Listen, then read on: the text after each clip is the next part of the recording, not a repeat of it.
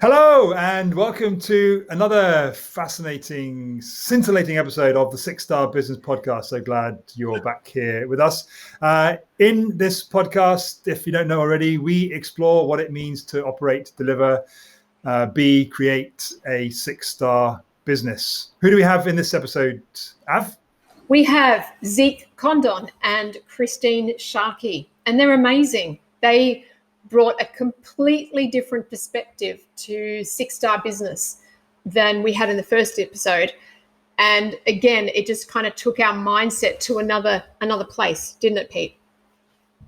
It did. It was really interesting. Some fascinating points raised. One of them about why Google reviews are flawed.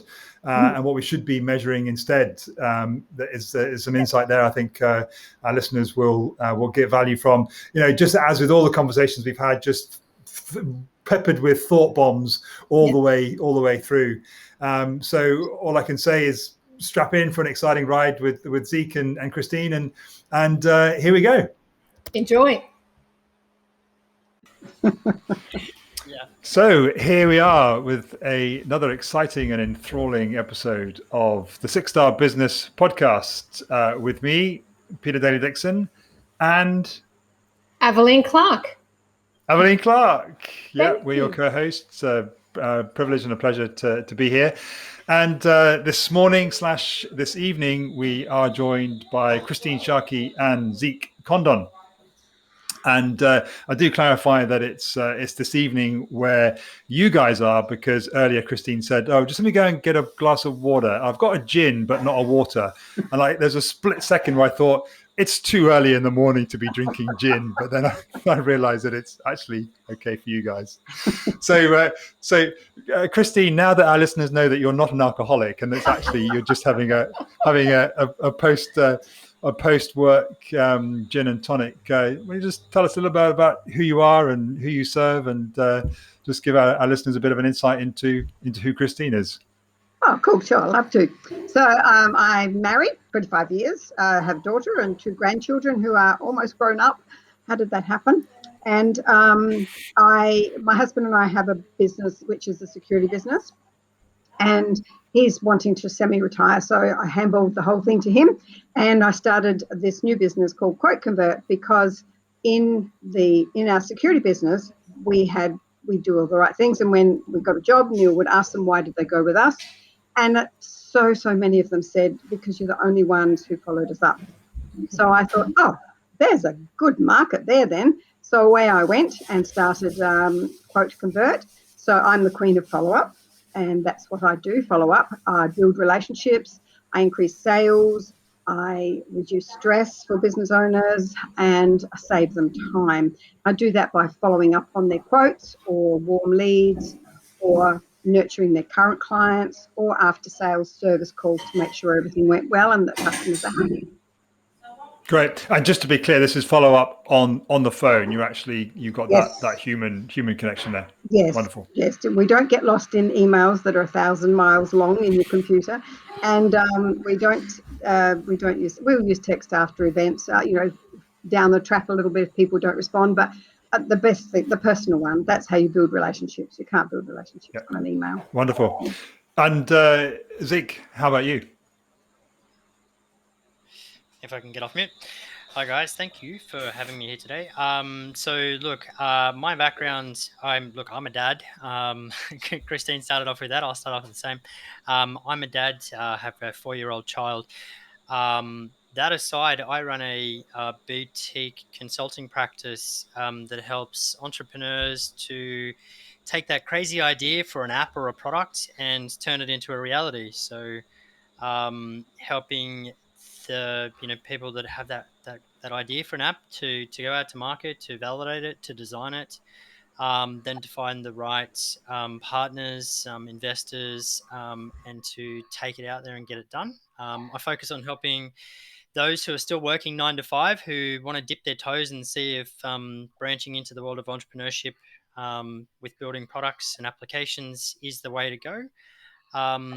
And beyond that, I help product organizations that have got mature products to evolve their products through using human-centered design techniques. So I facilitate a whole lot of mostly online workshops, which is very convenient for me, being a part-time dad, part-time consultant, doing online techniques for facilitating out business change and product development processes using human-centered design. So look, I'm as I said, I'm stoked to be on this call. It's a topic close to my heart. Trying to help a business take the next step. So yeah, keen to keep talking. Mm. So let's just start there then. Zeke, you said that it's a topic close to your heart. Why is that? What does the topic of 6R business mean to you? Look, I've come from a very varied range of backgrounds. My solid starting was as a chef, and so Interesting. so I'm now a tech entrepreneur, and who helps other tech entrepreneurs.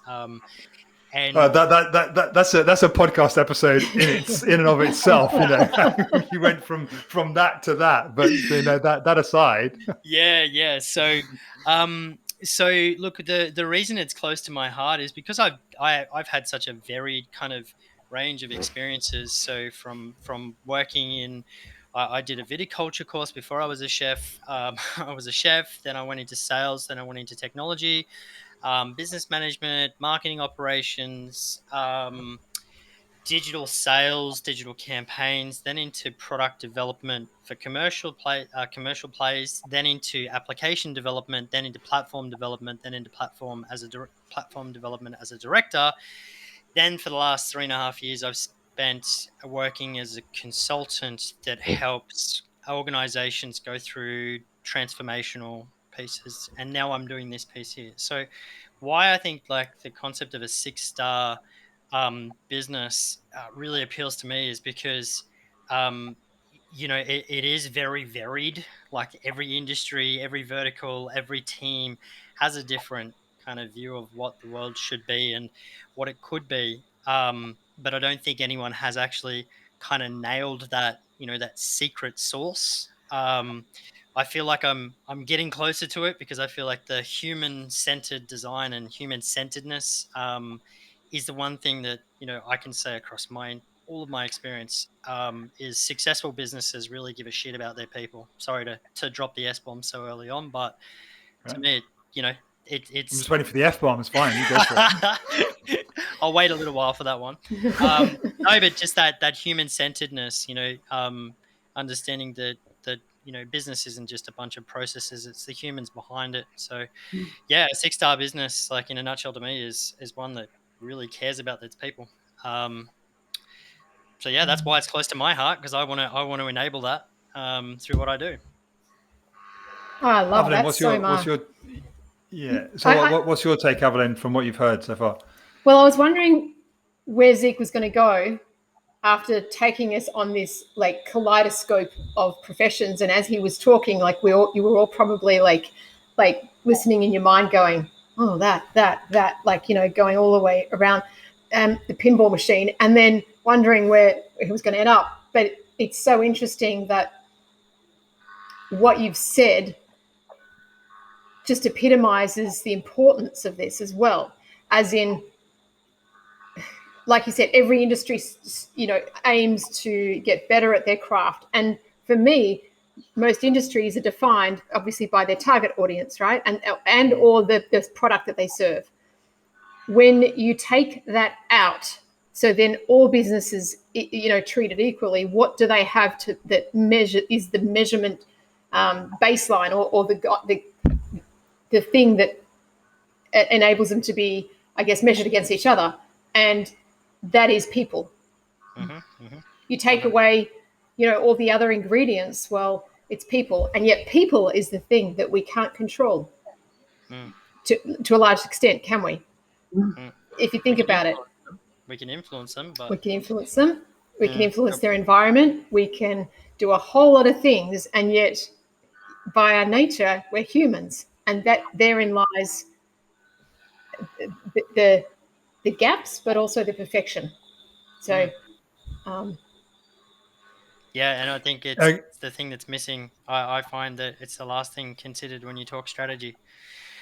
A lot of the time is how, who the humans are that behind this, either for the products that we're selling to. We build widgets to sell, but we don't talk enough about who the humans are that are actually going to use it. And then, when it comes to actually building them, we don't talk enough about, well, who's actually going to do it. We talk about these statistical things, and we try to do that in a business. And I think that 5-star businesses, they know how to measure and manage, but 6-star businesses know how to go beyond and enable more from the humans. Beautiful. Christine, you mentioned that when you and your husband were running your security business and you asked your clients why they went with you over someone else. I think you said that, because you're the only one that followed up. Is that something that you find prevalent? Well, you created a business out of it, so I'm guessing it is, and you must come across a lot of humans on behalf of your clients. Do you find the same idea resonating with the humans that are thinking about doing business with your clients? Definitely.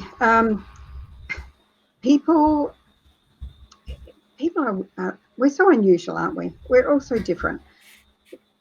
For me, I think, what is so difficult about what I do? I get on the phone and talk to people. Why is that so difficult? But so many people don't like doing that. They don't even like getting a phone call. So we have those people to deal with. Then we have the ones that want to chat for half an hour because they're lonely or whatever. And then you have the staff that have to do the work of the business and sell the widgets that Zeke was talking about, and the people who make the widgets, as you said. But I do find that people might make 1 or 2 calls to follow up sometimes, but it's such a time-consuming thing. I mean, it just wreaks havoc with your workflow. So if you're out on the tools or something, you can't make a phone call. If you stop focusing on what you're doing, you could end up with that accident. So there's all sorts of things that are involved in actually communicating with people. And even though a lot of businesses possibly know or probably know that it's important to do, they won't do it because they don't want to hear no. They don't have time. They find it stressful. They don't like getting on the phone. They think it's a waste of time because so many people don't answer. So there's all sorts of human factors in their psyche about why they do and don't do what they do or don't do. So yeah, if we don't have the human factor, we don't have anything, which is why we don't do it by email or text, because it has to be that human thing where so much is getting automated, and people go, this is great, it saves so much time, but we're losing connection. We're losing relationship. We're losing bonding. We're losing interest and care in one another. We don't know what's happening in each other's lives. I mean, how horrible is that? You could be talking to somebody and they've just lost a loved one, and you sent them an email, you don't care. But when you connect and you hear something in their voice, and then you're okay, like there's got to be the human touch. Empathy. Yeah. That's a word that just screams out when you say all that, Christine. Is like you have to have built empathy and maintain empathy and evolve it as well with your customers and with your team members. Definitely. That we're like so many businesses I see these days, they automate everything, like exactly what you're saying. They automate things, and whilst it, when they set it up, it might have worked because they went through that process of automating it and everything like that. They don't go back and review why they set up the automation, and they don't review is it still relevant. And because users then start interacting with an automation as opposed to a human, their perception of the business, of the process, of the widgets that they're purchasing changes, and then you create an even bigger divide between your business and the user, or your business and your staff, because They themselves change in interacting with a robot. But isn't there an inherent tension there, though, that there is a necessity really for business to drive towards efficiency? I'm stating a fact. Maybe this is going to be debate and cause a conversation, but there is if a business doesn't make a profit, then it doesn't stay in business and it can't exist to serve the people that it serves. And in order to increase profit, we can increase efficiency, and we can increase efficiency through automation. So I can see on the one hand why there is a desire to automate, but I also see the importance of that human connection, and definitely it seems to be this is only the second episode in, but there seems already to be a pattern and a recurring theme of it's about the humans, damn it. So Evelyn, we know each other. We got to know each other first in the world of automation. Can you speak to that tension? Yes, thank you. I am so loving these topics. When I left the corporate world 13 years ago, I had a whole lot of experiences and some successful rollouts of people engagement programs, engagement in terms of onboarding in the corporate world. And they worked and they were successful because they were based on human connection and engagement based on purpose. When I landed in small business, that was 13 years ago. So we're talking, there was Aweber, there was this tool called Infusionsoft, and I think MailChimp was pretty new on the scene. And I fell into it, and the people that came to me to get help were just the ones that were like, oh my gosh, automation.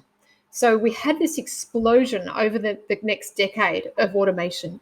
And I've seen more tools come onto the market, all these competitor tools, and it's just been this massively big growth explosion of product versus product in terms of automation.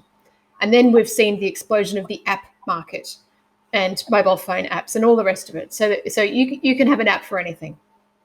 And I believe this explosion has come at the expense of human connection and touch.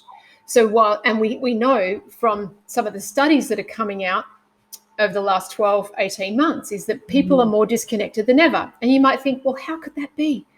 Well, just think about it. We have gone from doing business based on relationships and following up and doing things human to human. We have meetings with people. We go to events together. All these things to automating and sitting back and going, oh, sweet, I've got everything automated. And then all of a sudden, like what Zeke said was brilliant, because people then became used to then being marketed to, and it's just another email. There is nothing personal about this.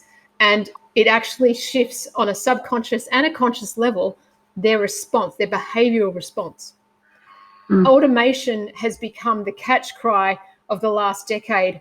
And it's been something I've seen in this industry because I've worked in it this long. And like Pete said, we met in this industry. And I'm still a fan of automation for business process.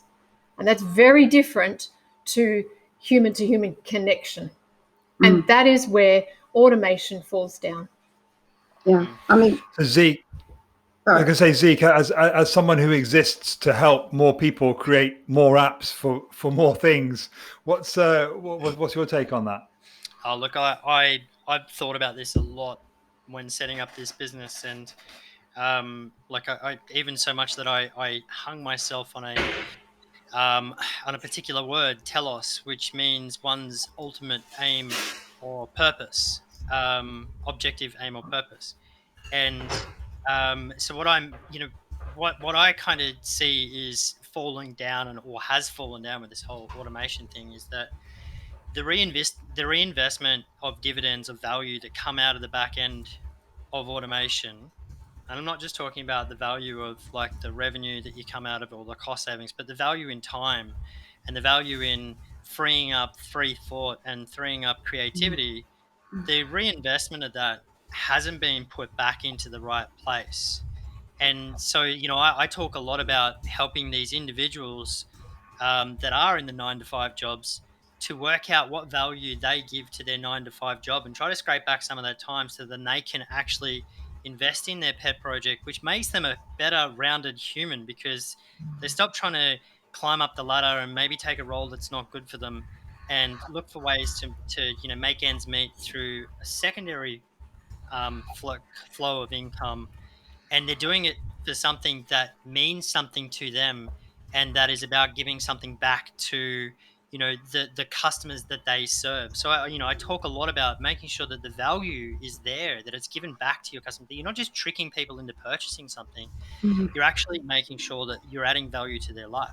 And so there's kind of this circular thing, right, around making sure that your objectives, your purpose is aligned, and not just climbing the ladder, not just climbing that automation ladder. Like if I get to the next role, I will have more responsibility, but I'll have more resources and I'll earn more money, and it'll be a better world. Well, I think that that whole process of moving up and down and the rest like that needs to change fundamentally um, before we'll see more 6-star businesses and reinvesting dividends of the back end of automation. As a product manager, very responsible for setting up these kinds of concepts around automation, around cost saving, or around new revenue lines, going to market, doing the research, understanding how, what we're going to do, how we're going to get them together, designing the process,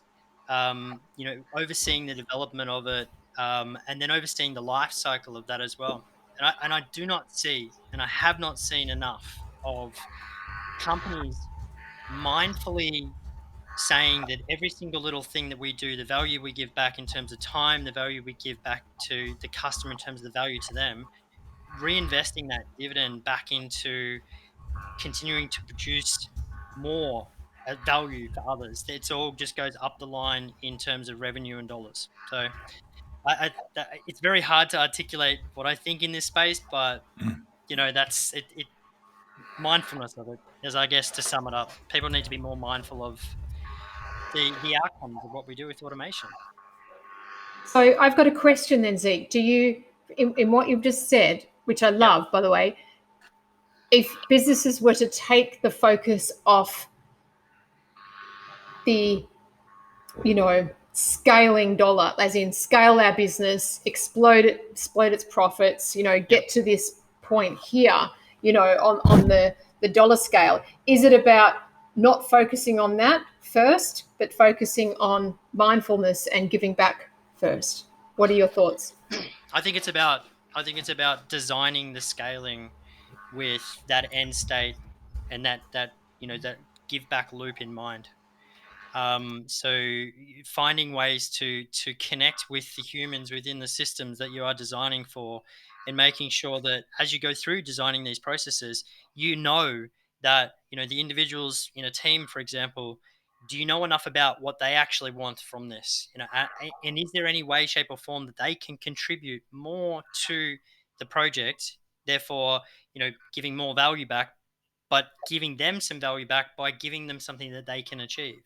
And so still plan that end state, like still plan that kind of, this is our goal to scale. This is our roadmap. This is our mission, but talk more about down to the individual's levels, setting objectives, but letting them come up with a way to do it, and trusting them and enabling them to do more with the resources without the control, the command and conquer. That's essentially what it is. So it's not about stopping the goal of scaling. It's about giving more power back to the individuals to make the decisions about what they work on, and giving them the tools and the frameworks and the feedback loops to be able to say why they think this is the right thing to do, and let them take some chances and let them take some risks. And it'll be 2 steps forward, 1 step back, and then it'll be a giant leap after that. Christine, I saw you nodding your head there, and I know you tend to work. Your clients tend to be smaller businesses, tradies, maybe one-man bands, smaller companies, and I'm just wondering whether there's what the translation is in your mind from the kind of organizations that Zeke's talking about, perhaps the larger companies, and the kind of demographic of businesses and business owners that you deal with. Do you see there's a relevance there? Yeah, I mean, I do have single one-man bands, but generally they're ones who want to actually do what Zeke was saying. They want to build something, they want to scale up, they want to, because they all know that by the time they're 35, 40, their bodies are not going to want to be on the tools anymore. And so they know that they need to start fairly early in starting to put on an apprentice or put on a full-time, fully fledged person or whatever. And so then they start to build and put a van on and things like that. So, the clientele can be quite different from that one-man band to somebody who's already got, 4 or 5 vans on the road. And so the outcome is still the same. They still have to have that same concern that Zeke was talking about and thinking about, well, when I put somebody on, how do I do that? How do I actually care for them? How do I help them become all they want to be inside of what I want from them? And that Simon Sinek talks about it really, really well, where he says, he asks managers and directors and things, who is what is the most important thing in your business? And so many of them go, your customers, their customers. And he says, no, your staff. They're the ones that you should be taking care of, because they will take care of your customers if you take care of them. And so I agree with what Zeke was saying, that it's so important to help those people find their best and their dreams and their goals within the system that you have set up and enroll them in your dream and your goal and how they can be a part of that and still fulfill their own. I was thinking before, how do we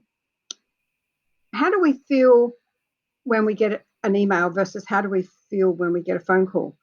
And even within corporations, then that quite often it's an email to the staff. It's, there's no personal things going on a lot of the time. It's, we just need you to get this job done. And yet, I just go, how many emails do we all get every day? I mean, you don't even, there's just no. The answer is too many. Exactly. And so if we've got a brain, or if we know how, we actually will filter out all the ones that are not vital and be looking only at the ones that are really important to what I'm doing and what my day looks like and needs to look like, and my customers and things like that. So it's the same within a business as it is without the business, that there has to be the connections all the time. There has to be, I have to feel cared about if I'm going to deal with you. If you want my business, make me feel important. Make me feel like what I want from you is more important to you than what you want from me. And I think we just had the essence, the pure essence of what a 6-star business is there in that statement. Yeah, we're going to go back and make sure we got that transcribed. Make me feel that what I want from you is more important than what you want from me. You said it far more eloquently. I think there was a turn of phrase there.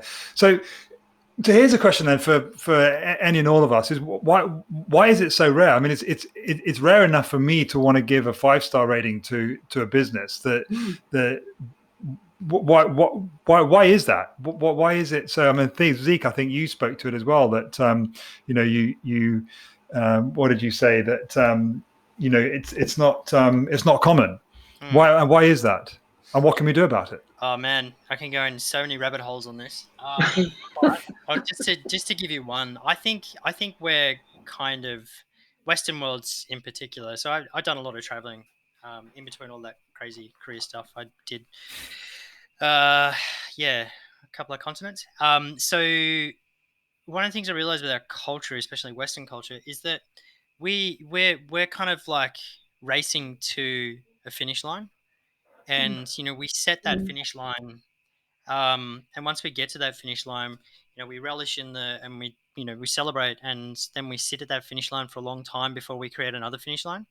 And that's kind of like similar to the saying of like, if it's not broke, don't fix it. And so in business, small business, large business, anywhere, you might be managing a small chunk of a business. You might be the sole proprietor of a business. It might be just your one-man band. If it's not in front of you as a problem to solve, or it's not in front of you as a shiny object to be attracted to, then it's very, very, very hard for you to keep on top of that. And you see that everywhere, is that we as a culture, we are problem solvers. And I think that goes into business, is that there are so many problems to solve once you are running a business that you can just be a very successful problem solver, but no one is saying to you, hey, to become a 6-star business, you need to do this. And even if they do say that, they're like, okay, I'm happy being a 5-star business because this is working right now. I'm at the finish line, So there needs to be that cultural push to go above and beyond, and to really see the net effects of going beyond 5-star, going to 6-star, really caring about your people, really caring about your customers. There has to be that X factor to drive someone to that. Yeah, that's it in a nutshell. We're just not Do you think tuned for it. no tune for it? Do you think it can be articulated? What makes a 6-star business? Do you think it could be kind of documented and for businesses to strive to, or do you think it's more kind of a who you are kind of thing, and you've either got it or you haven't? I think I've tried to deal with this in metaphors and analogies, because I don't think you can document it. Because going back to the human, you have to communicate to absolutely every human in a different way, because they're different, right? We're all mad creatures. But some of the metaphors and analogies that I've used to sort of say, how we need to go change that mindfulness to go to the above and beyond is like, before I had a kid, I thought I knew what was important in life, and I thought I had it in control, and I was ready to have my kid. And then when he came along, I went, oh, the world is a totally different place. The priorities in this world I have had are totally messed up. And I'm like, you need to keep having kids. is the analogy, as in like. Sorry, Zeke, does your wife know about this? She's probably gonna find out.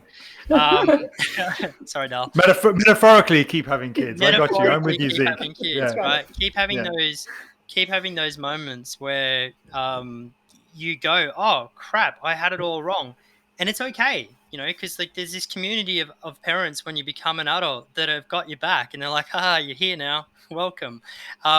And it's like, so within business, like keep having those, I just had a baby moments, and be okay with them, and learn and make mistakes and be vulnerable and say, hey, shit, like I don't know what's going on, and reach out. And that analogy works really well for people who've got kids, right? So I think a lot of the podcast listeners will get this because they are probably parents, but the ones without, they're like, what are you talking about? So, there's another metaphor in there for those ones. And to me, that's the way it can be written down. It has to be told through stories. It has to be personally reflected. Like it needs to hit home to them in their soul to be really airy and fairy about it. Otherwise, it's just you're okay with getting to the finish line. That's really quite profound. Are you saying that it's about the journey rather than the goal? Oh yeah, let's go there. I like that one. Yeah, because I think that, and like you were saying about our Western society, we have this goal and we've got to get to the finish line, and we're so busy getting to the finish line, we have no idea what the journey's been like. We haven't savored it, we haven't experienced it, we haven't helped others experience it. And we get to that place and go, oh, that was interesting. How did we get there? I wonder what that was like. Oh, phew, at least we're done. Now what's next? And we don't even have time sometimes to stop and go, well, really think about, well, what was that like, and who did I influence and who influenced me, and how important were the relationships we built, and like all those things. We just are so goal oriented, so task oriented that we just forget. And then the capitalists kind of kicks in as well, and it's your goals become a dollar figure, and then it becomes a race to hit the dollar figure, and you start doing things that you don't necessarily like or feel like, and if you can get more people in the business world being okay with not doing everything to hit the goal and being okay with doing more of what they like, and then helping other people do the same thing, then you have this kind of movement of people that are doing what they enjoy, what they're good at, and doing less of the things they're not, and then sharing that with others, and money will flow, and it becomes less of a goal. Money just becomes money becomes an outcome of doing what you do. Yeah, it seems to be that we need a different, almost a different metric. I mean, businesses are built and managed on metrics and reports. You got your profit and loss, you got your cash flow, you got your balance sheet. You got your KPIs. How do we? And there's the old sort of cliche, what gets measured gets done, and you can't manage what you can't measure and stuff. And we've all heard it. We've all been there.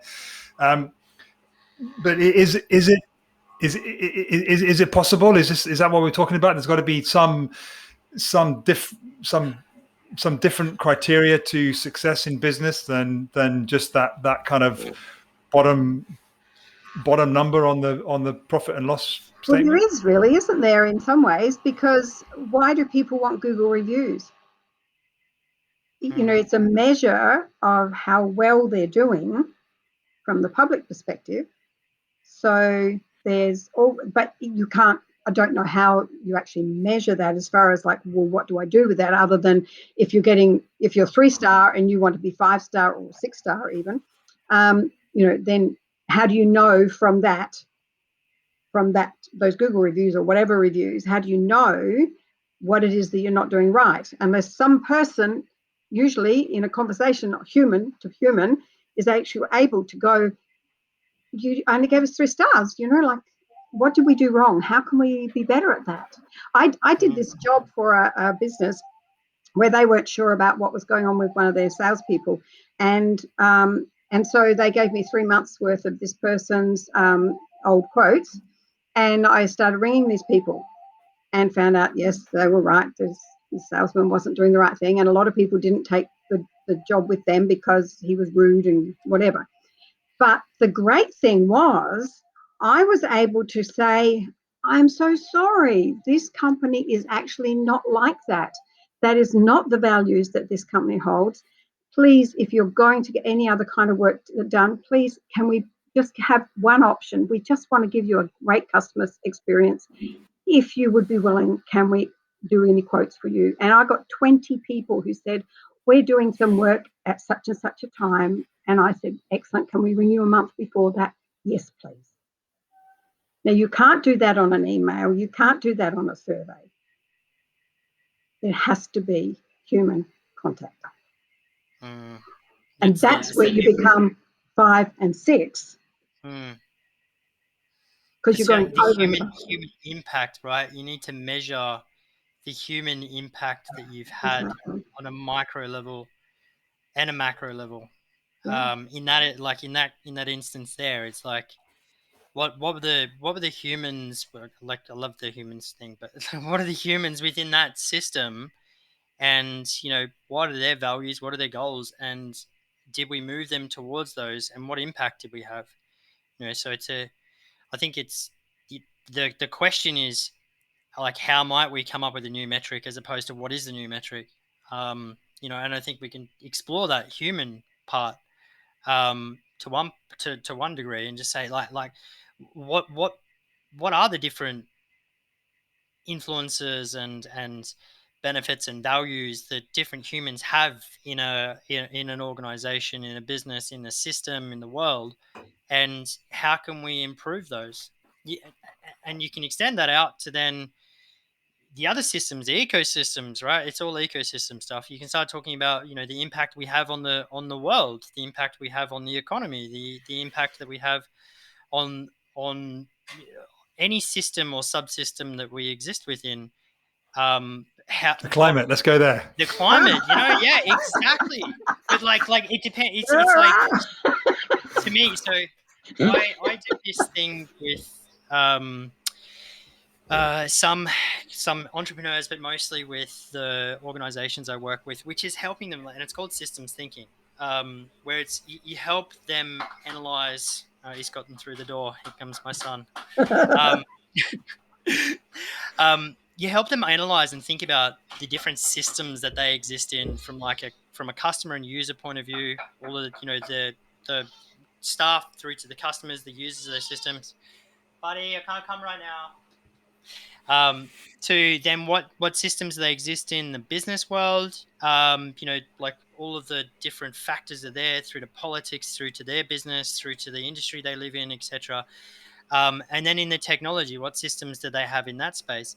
And once you analyze those and then look at where's your current state to where's your future state, it becomes very apparent very quickly what you can measure. And now some things you can measure in, like, from 0 to 1. The other things you can only measure in, okay, here's the big goal. Now, what do we think are the next logical steps? And let's go, let's put an objective, and it's called like the OKRs, objectives and key results. So what's the objectives to get to the next step? We kind of know the steps after that, but if the first one doesn't go so well, we're going to have to rechange the journey that we're going to have to go on. So we can't measure all the way, but what we can say is the objectives here, and then to measure, what we can measure is, well, what results did each individual contribute towards that objective, and what did the teams contribute? What did our organization, our business unit, our product, our feature, all of those kinds of things towards that objective, and those objectives roll up to the bigger one. So you can start measuring yourself in a different way, looking at how you impact a system and how you are impacted by a system. I think where we're gonna struggle to come up with that metric is those outward facing metrics. Like, it's going to be very hard for a long time, because the systems and the metrics that those organizations that report on those are built on are systems that have been in place for a long time, and you're going to have to disenfranchise them, and shake them up. The reporting organizations, um, the that come out with these metrics around who's winning in an industry, who's not winning in an industry, or what's a good experience and what's not a good experience. um, they're too macro to be able to say, hey, this is it. So I think that's the challenge, is once you evolve your own business into looking more around who you are and what impact you make, then if enough organizations do that, then I think it will become apparent what the next metrics are. So what I hear you saying, I know Evelyn's waiting to ask a question. What I hear you saying, Zeke, is that we've picked a really big problem to solve. Complex. With lots of systems and lots of humans inside it. Brilliant. So if I was to say to both yourself, you, Zeke, and Christine, I'm going to ask both of you the same question. What would your advice be to yourself about how to take the first step in becoming a 6-star business? Christine, do you want to go first? Sure. That's a great question. Do I only get one? Yeah. You can only take one step at a time. You can only take one first step. Yeah, but the steps are intertwined, I think. That's fine. Yeah. So for me, it's about the excellent customer experience and service that has to be able to be given by the people in the organization. So it's both. I can do it on my own to a degree, but then it gets too much, and so there has to be other people involved. So I know what my standards are, and how I like to be treated, and I know what service I like to give to my clients. But I can't do it on my own, so I have to bring in the right people doing the right jobs with the right attitude. And I don't care what their degrees or not degrees are. It's about who they are as a person, and do they care? Do they care? Because if you care, the rest can be taught. Mm-hmm. So if they care, if they've got a heart for people, if they like talking to people, all those things, that will come across when they talk to the clients and the customers. And so that dual effect for me is the biggest thing, the excellent customer service. That's the bottom line. If we don't have that, we have nothing. Amen. What about you, Zeke? Mentor and be mentored. Yeah, definitely. Yep. I think that it's like I've learned a lot from mentors, and I think it's not implicit in what we do. Like, no one says to me, hey, like, you need to mentor other people. And I think a lot of people just forget that they've been mentored and don't do it. And so to build a 6-star business, start at the start and mentor people. Like I have one intern and one apprentice. And I have an apprentice, and I got this from being a chef, right? So I take that from being the chef, where they have an amazing apprenticeship program, and that's why Australian chefs are way better than ones in the UK. Sorry, mate.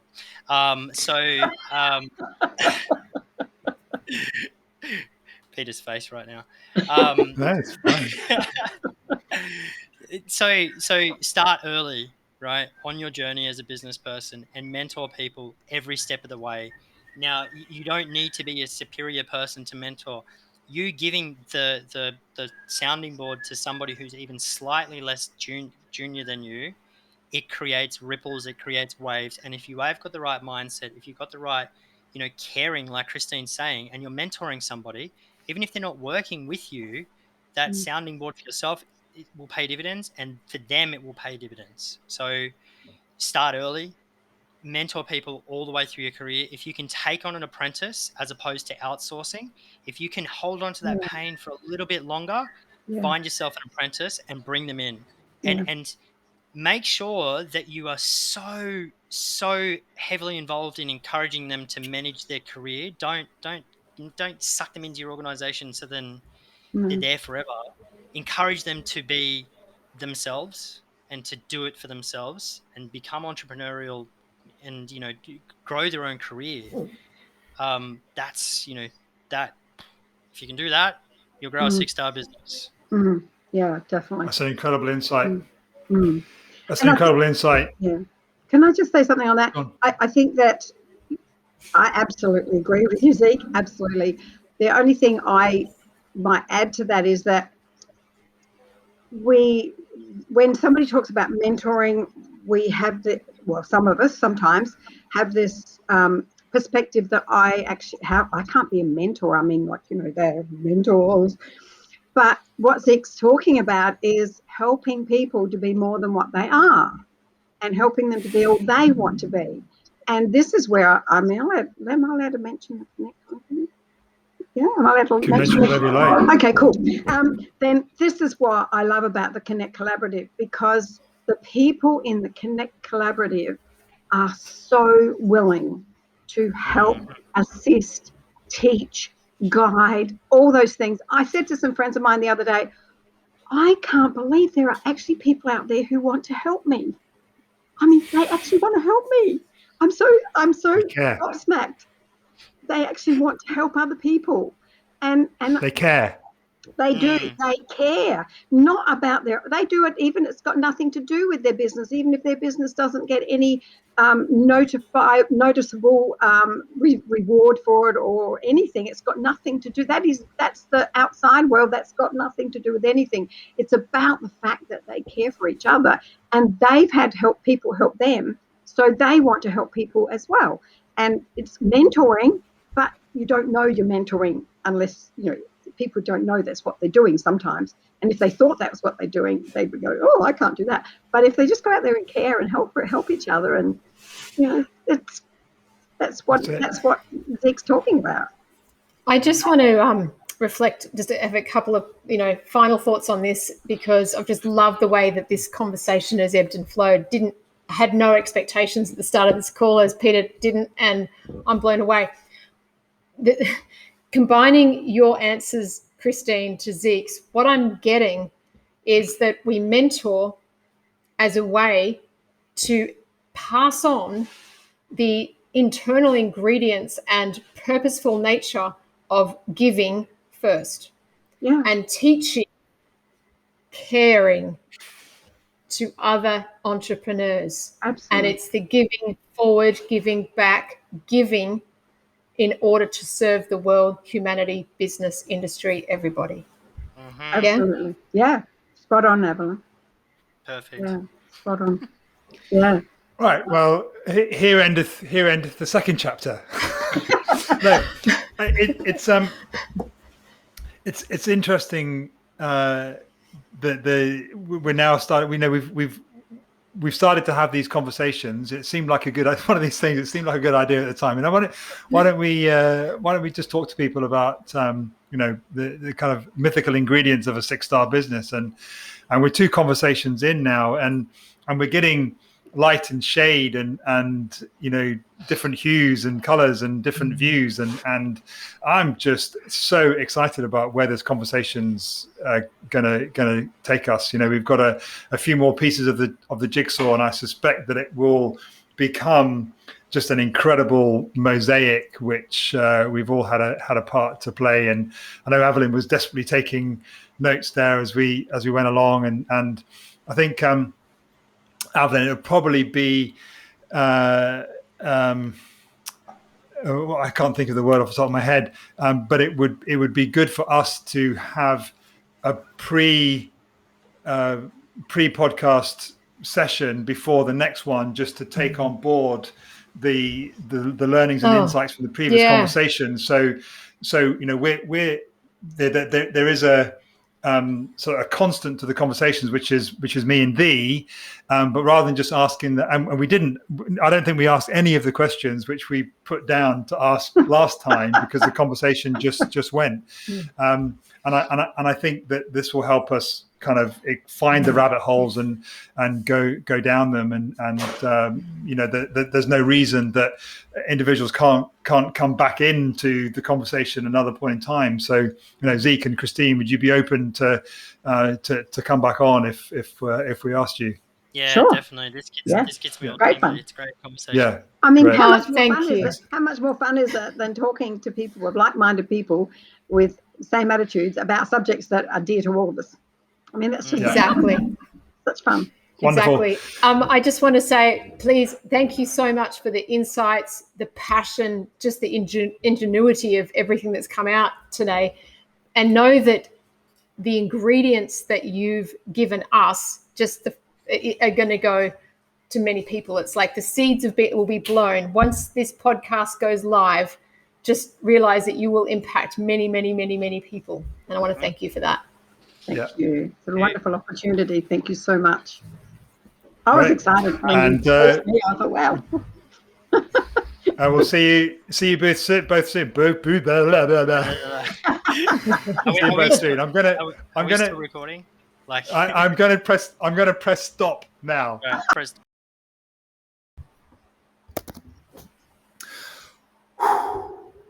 Oh wow, my head is spinning. The thought leadership on that, Pete. Did you the thought bombs were just incredible, weren't they? Zeke and Christine wrestled some pretty big topics in that episode. Yeah, and just really again reminding us how important it is to care, to value staff, the business, the community. Just hearing about the importance of that. Well, yeah, I mean, all I can say is you listening, I hope you got as much from that as we did from being in it. And again, the note we made to ourselves from the first episode, I think we should listen back to these episodes, Av. For sure. And if you want to check out the scorecard we recommend you go and do that. The link is below. Just rate yourself on your customer journey. It's very, very brief, but it gives you a cool little rating. Go check that out. And do it, and just tying back to something that came out of the conversation with Zeke and Christine, is that scorecard will show you how to deliver your customer journey in a way that doesn't reek of automation overkill. And if you remember that part of the conversation. So anyway, yeah, go and do that. See how you rate. And until next week, keep connecting with your purpose. Stay happy and be well. See you later.